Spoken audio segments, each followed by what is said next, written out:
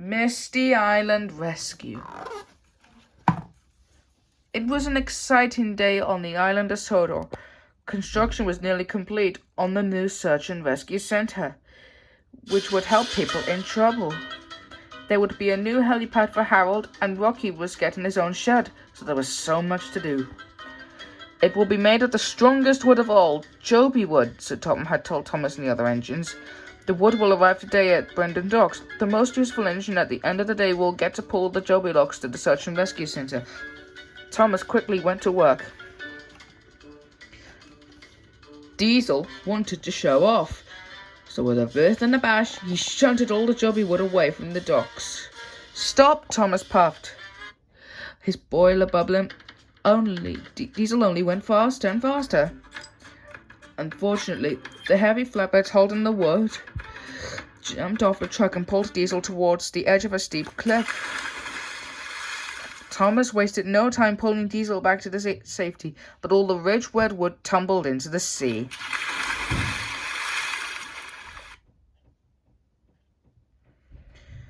So Tom Hat was very pleased with Thomas.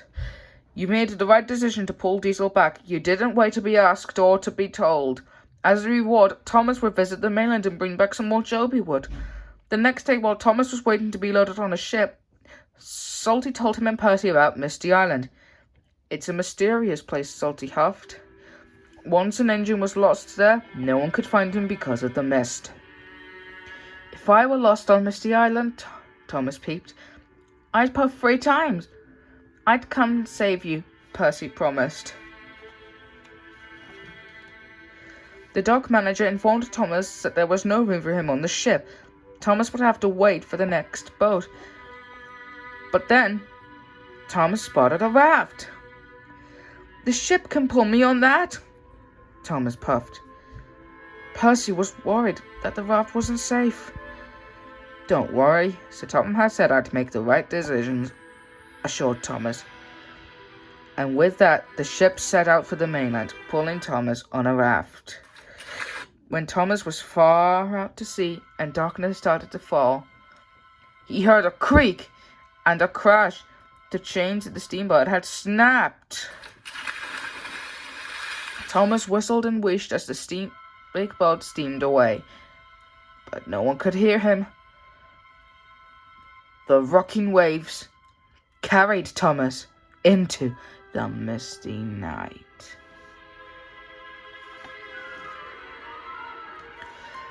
The next morning, Thomas found himself on an unfamiliar island. It was quiet and very misty. As Thomas explored, he heard strange sounds. Rusty wheels rattled on old rails, and wild whistles echoed all around him. Thomas called, but no one answered. Then Thomas rounded a bend. He made an amazing discovery. Thomas had come fender to fender with 3 of the strangest engines he'd ever seen. "Cinders and ashes," Thomas peeped. "Who are you?" The strange engines' names were Bash, Dash, and Ferdinand. They told Thomas that he was on Misty Island. "We're the logging locos," said Dash. "We've been watching you since you rolled on the island."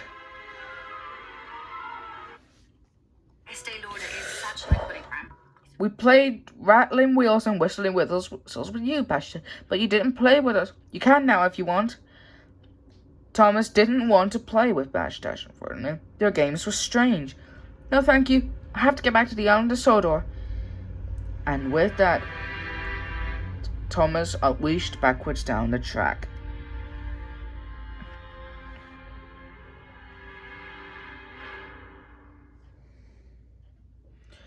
Later, as the mist grew thicker and darkness fell, Thomas wasn't feeling so brave. He had chuffed and huffed all day, but he hadn't found a way off Misty Island. Thomas knew he would have to ask the logging locos for help.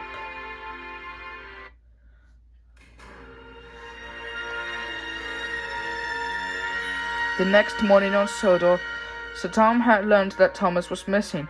Everyone wanted to help find Thomas. The engine searched all over Sodor. Harold took to the air. Sir Tom Hat and Captain chugged out to sea. Thomas spent the day looking for the logging locos. Tracks crisscrossed They climbed into foggy mountains and dove into tangled forests. Then, overlooking a deep valley, Thomas discovered an old logging camp. "Footplates and fenders," Thomas exclaimed. "I found the logging locos." Bash, Dash, and Ferdinand were loading wood in the old logging camp. Thomas asked them for help, but they were busy. "We said hello to you yesterday," Dash said, "but you didn't want to be friends with us." "I'm sorry," Thomas peeped. "I was silly to think I could find a way off Misty Island by myself." Then Thomas realized something amazing. Bumpers and buffers! These logs are Joby logs! That's what we need to build the search and rescue center. The logging locals clanked closer to listen as Thomas told them about the rescue center. They agreed to help him collect logs. Thomas showed the locals how quickly he could shove flatbeds loading logs. One biff, one bash, and there's never a crash.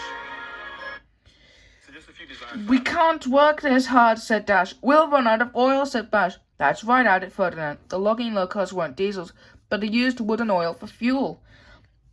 "I'm sure you have enough oil," Thomas reassured them. "So Tom has said I make good decisions."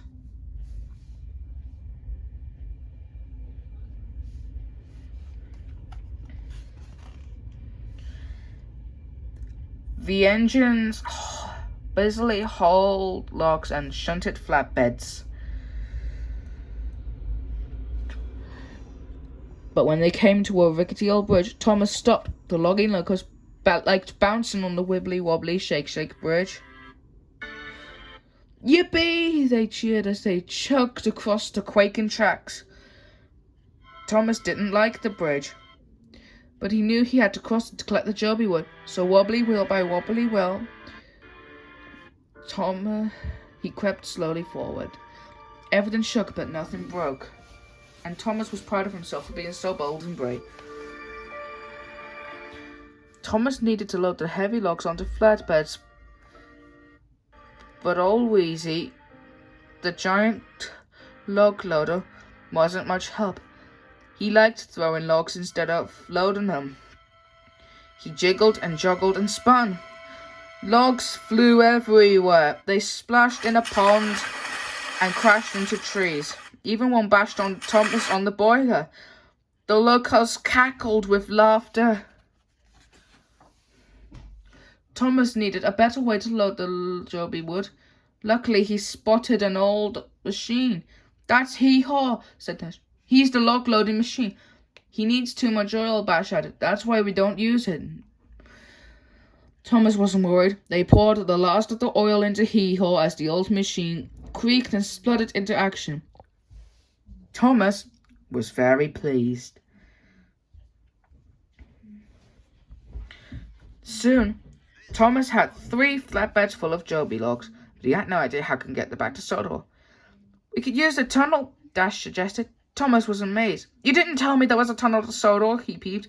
"That's because it's closed," Dash said. "Because it's dangerous," Bash added. Thomas was too excited to listen. "I know all about tunnels. It won't be dangerous."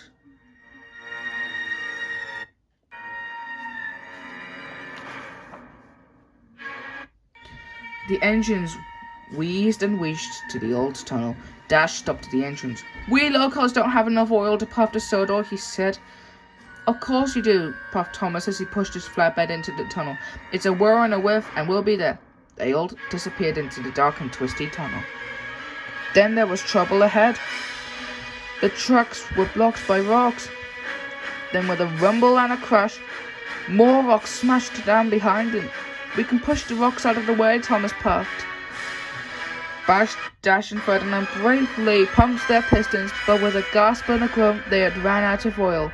They couldn't push anymore. The engines were stuck in the tunnel, and no one knew they were there.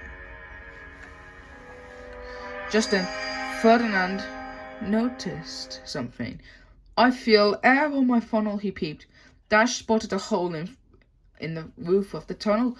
"Puff forward, Thomas, and huff your hardest," Bash suggested. "Someone will see your steam."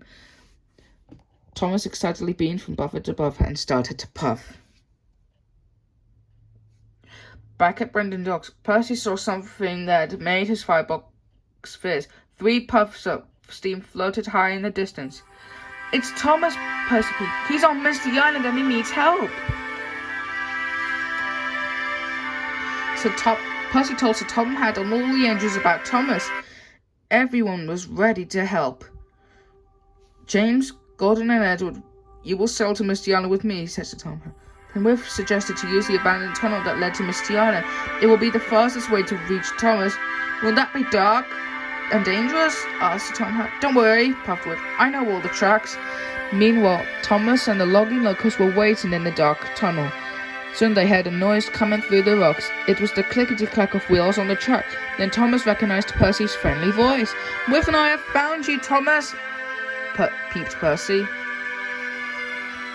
"Watch out, Thomas," Whiff puffed. "Percy and I are going to push through the rocks to reach you." And with that, Percy and Whiff rocked and rolled backwards. Then they pumped their pistons and crashed through the rocks. "Hooray for Percy!" puffed Thomas. "Hooray for Whiff!"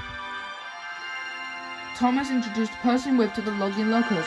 With a shove and a shunt, Whiff pulled the brave engines out of the tunnel.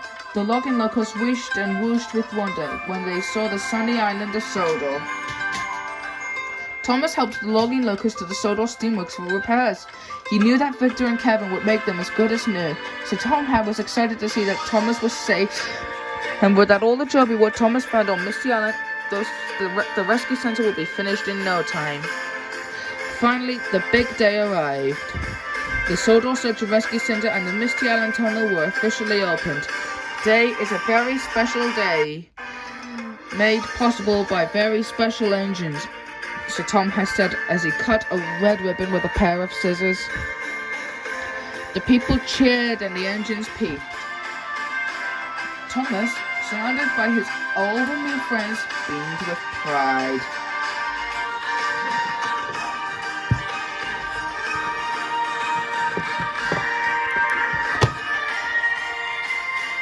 The end.